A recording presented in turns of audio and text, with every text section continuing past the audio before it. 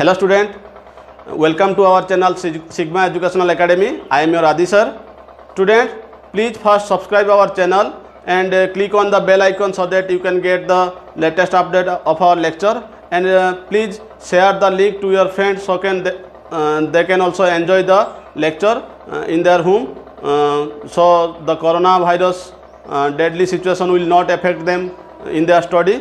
So previously we have discussed torque on a dipole placed in an uniform electric field, which is tau equal to Pe sin theta. So today we will discuss one problem related to this torque, and next we will discuss about area, not area, this is area vector, which we will use in the physics section electric flux. Electric flux में हम इसको use करेंगे जो area vector. So today we will discuss the area vector also. So let's start the lecture.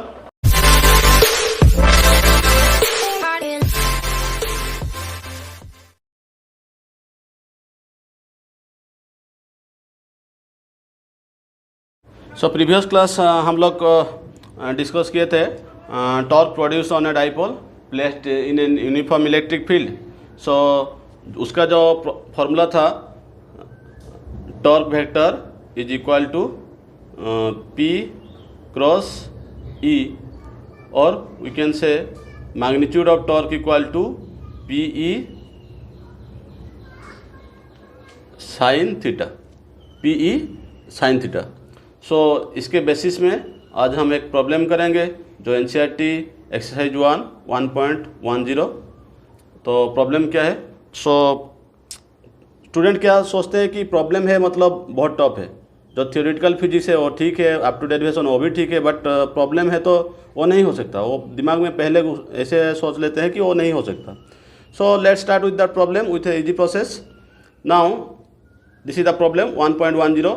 N electric dipole. See हम कैसे solve करेंगे problem को, पहले हम एक बार रीडिंग करेंगे, कुछ नहीं समझेंगे क्या है क्या उसमें, जस्ट हम डिटेक्ट करेंगे क्या क्या दिया गया है, what is given. So first we will write what is given in that problem.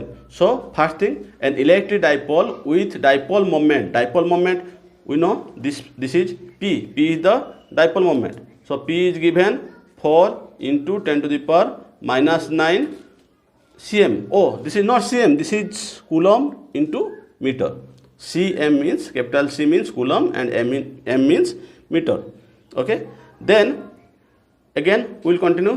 Is aligned at 30 degree with the direction of uniform electric field. So what is the angle 30 degree?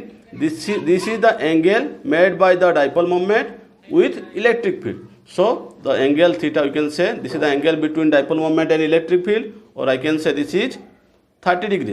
Then हम क्या देखेंगे, उसके बाद next जाएंगे. Direction of uniform electric field of magnitude 5 × 10⁴ newton per coulomb. ये unit है electric field का. तो इलेक्ट्रिक फील्ड का मैग्नीट्यूड क्या दिया गया, E equal to 5 × 10⁴ newton coulomb inverse. Calculate the magnitude of torque. So magnitude of torque क्या होता है, Pe साइन थीटा. सो हम लिखेंगे टाउ, देखो P दिया गया, E दिया गया, थीटा दिया गया, टॉर्क इसमें क्या. सो ये जो प्रॉब्लम है पूरा इजी है. On the basis of formula tau equal to P sine theta. So I will write tau equal to, जो टॉर्क होता है Pe sine theta. So what is P, 4 × 10⁻⁹. Then what is E, 5 × 10⁴. then what is theta? In place of theta I will write sin 30 degree. So sin 30 degree equal to, you can write 5 × 4, that is 20 × 10⁻⁹, 10⁴ means 10⁻⁵ into 1/2 into 1/2, that's equal to 2 cancel out. So you will get 10 × 10⁻⁵, or you can say 10⁻⁴. then what is the unit of torque? Torque equal to, हम first year में देखे थे, torque equal to force into perpendicular distance. So force का unit होता है newton, and perpendicular distance, जो distance का ऐसा यूनिट होता है metre. So newton metre is the unit. This is the answer. That's all. It is very easy. Okay, so अभी जो स्टार्ट करेंगे हम एक थिंग जो you know, that is area. So everyone know area, so what's new in it. आप लोग starting onward area को मालूम है, एरिया के बारे में मालूम है। सो आज हम कुछ नया पढ़ेंगे, दैट इज एरिया वेक्टर। ये चौंकाने वाली बात है कि what is area vector. Area तो था, वो वेक्टर कैसे हो गया। तो आज हम देखेंगे area vector. So let's draw, let I am taking the coordinate axis, this is x, this is y and this is z, let, okay. Now I will take a square on the plane yx, sorry, I will take a square on the plane, I will take a square having side, let side a on xz, sorry, xy plane. So let name it, let this is a b c d। So आप लोग को मालूम है पहले से, जो area of square equal to, you can write area of square equal to what, A square. और इसको हम ऐसे लिख सकते हैं, if I will write area vector then I will write A B vector cross B C vector. तो तुम सोचोगे ये क्या हो गया, ये A B vector B C vector ये कैसे हो गया। सो I will write it A into sin 90 degree, A into A sin 90 degree. क्यों sin 90? ये वाला जो एंगल है ये 90 डिग्री। सो ये क्या आएगा, ए स्क्वायर। उसके बाद डायरेक्शन। सो हम क्या डायरेक्शन लेंगे, हम डायरेक्शन क्या लेंगे, सी ये एक्स प्लेन वाई प्लेन में है। सो डायरेक्शन आइदर तुम्हारा जेड एक्सिस में होगा और नेगेटिव ऑफ जेड एक्सिस में होगा। तो सोचते हैं वो डायरेक्शन में लेट कैप कैप लिया, ओके। और इसको हम लिख सकते हैं, ऐसे ही हो सकता है कि कोई सोचेगा नहीं नहीं मेरा माइनस के कैप। सो हम दोनों ही कंसिडर कर सकते हैं, A cross A into sine 90 into minus के कैप। ये दोनों ही राइट है, ये दोनों ही ठीक सही है। सो अगर हम सिर्फ एरिया के बारे में सोचेंगे कि मैग्नीट्यूड ऑफ एरिया क्या होता है, तो ये क्या होगा, A square sine 90 equal to 1। If I will take as area is a vector quantity then I can write A square into k cap और ए स्क्वायर इंटू माइनस के cap. So जब हम एक एरिया को, एक plane area को X Y plane में रखेंगे तो उसका डायरेक्शन आएगा प्लस के कैप और माइनस के कैप में डायरेक्शन पे। सो ये एक एग्जांपल हो गया। सो हम क्या लिखेंगे, direction of area vector is perpendicular to the plane surface. Means देखो ये है तुम्हारा एक्स वाई प्लेन में, इसको परपेंडिकुलर मतलब आइदर पॉजिटिव जेड एक्सिस और नेगेटिव जेड एक्सिस। सो जो परपेंडिकुलर टू द प्लेन होगा, ये प्लेन को ये वाला परपेंडिकुलर होगा। सो दिस इज द एरिया। ये वाला एरिया जो है जेड एक्सिस को परपेंडिकुलर किया है। So I can write the direction of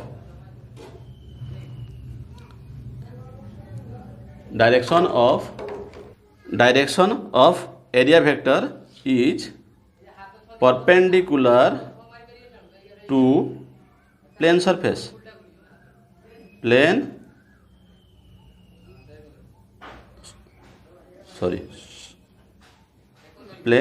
surface. This is the direction of area vector. हम इसको मैग्नीट्यूड फॉर्मूला में ले सकते हैं, बट ये जो यूज हुआ है वो फिजिक्स में सिर्फ हम यूज किए हैं। नेक्स्ट पार्ट पढ़ेंगे जो इलेक्ट्रिक फ्लक्स बोला जाएगा। सो इलेक्ट्रिक फ्लक्स में हम यूज किए हैं एरिया वेक्टर, जो फिजिक्स में एक पार्ट में ही यूज हुआ है वो। So you can remember the direction of area vector is perpendicular to the plane, area plane. देखो अभी जो हम डिस्कस किए हैं ये एरिया है, ये एक प्लेन में है, एक्स वाई प्लेन में है, और I can say Y Z plane में होगा, और I can say Z X plane में होगा। तो ये एक 2 डायमेंशनल व्यू दिखाता है कि एरिया जो हम डिस्कस किए हैं एरिया वेक्टर वो 2D सरफेस में हम डिस्कस किए हैं। 2D सरफेस में एरिया है, उसका डायरेक्शन वेक्टर हम निकाले हैं। So this is the area vector on a plane only, means in two dimensional format only. So I will take another example. So हम और एक एग्जाम्पल लेंगे. So वही हम ड्रॉ करेंगे एक एक्सिस जो एक्स वाई जेड एक्सिस हम लेंगे. This is X, this is Y, this is Z axis. So अभी जो हम लिए हैं एक plane, let this is L, this is B. Okay, this is a rectangle having length equal to L, breadth equal to B in the xz plane. So in that case, what I will tell, what is the area? Okay, what is the area? I can write area equal to LB. Then what about area vector? I can write area vector equal to L into B. Angle between L and B is 90 degree, तो sine 91 हो गया. उसके बाद हमको direction देना पड़ेगा, area vector है. सो ये एक्स जेड प्लेन में है तो उसका डायरेक्शन क्या होगा? Either in positive Y axis होगा और इन नेगेटिव वाई एक्सिस होगा. सो वाई एक्सिस मतलब I can write j cap और I can write area vector equal to L B minus J cap. Okay, this can we can take an example. So और एक example लेंगे हम. See, I will draw 3 axis. Let this is X Y. So हम X Y Z axis लिए हैं और उसके x Z plane में एक सर्कल लिए हैं. Okay, circle placed in the plane X Z. So in that case I will write A equal to how much? Pi are square, और R is the radius. बाकी अगर हम area vector लिखेंगे तो ये क्या होगा? Pi are square in the direction of j cap. So why j cap? Because this is X Z plane और जो ये प्लेन को परपेंडिकुलर किया हुआ है आइदर वाई एक्सिस होगा और नेगेटिव वाई एक्सिस होगा. अगर वाई एक्सिस होगा तो हम unit vector direction along Y axis लेंगे जे कैप, और I can write pi are square minus J cap. Okay, this is the area vector where j cap shows the direction of area vector. Okay, so in that case I am writing pi r square j cap, or I can write pi r square minus j cap. So both the direction are correct. Both direction are correct.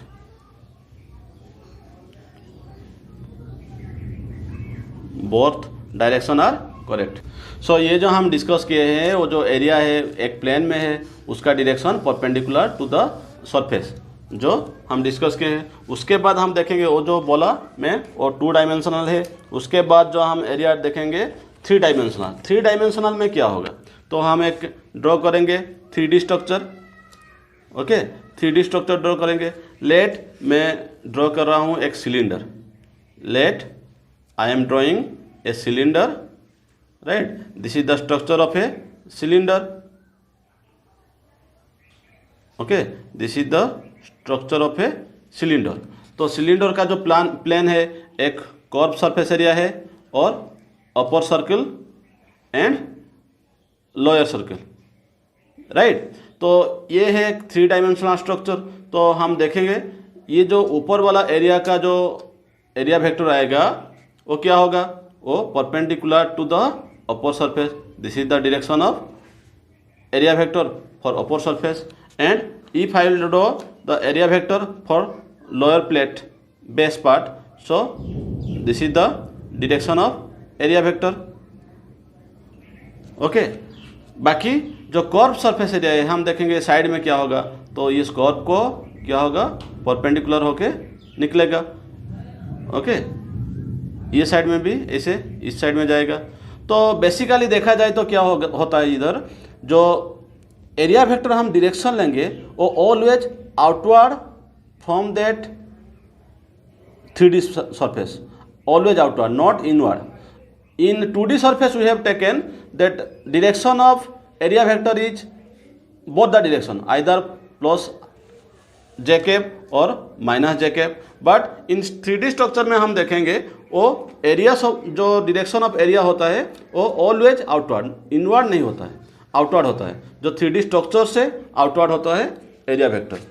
उसके बाद और एक structure मैं consider कर रहा हूँ। Let I am taking another structure, I am taking a sphere. Okay, I am taking a sphere. Okay, so sphere को कैसे रिप्रेजेंट कर सकते हैं 3D स्पीयर को? If I will draw like this, I can see this is a 3D sphere. Okay, I will tell that this is the centre. जो हम किसी भी पॉइंट में एरिया वेक्टर निकालेंगे तो क्या होगा, वो रेडियस होके निकलेगा और एवरी पर्सन में इस पार्ट में इसको 90 डिग्री होगा। अगर हम इस पार्ट में एरिया वेक्टर निकालेंगे तो वो ऐसे जाएगा। अगर इस पार्ट में एरिया वेक्टर निकालेंगे ऊपर के पार्ट में, वो ऐसे निकलेगा। सो ये जो एरिया वेक्टर होता है ऑलवेज क्या होता है, रेडियली आउटवर्ड होता है, रेडियली आउटवर्ड होता है।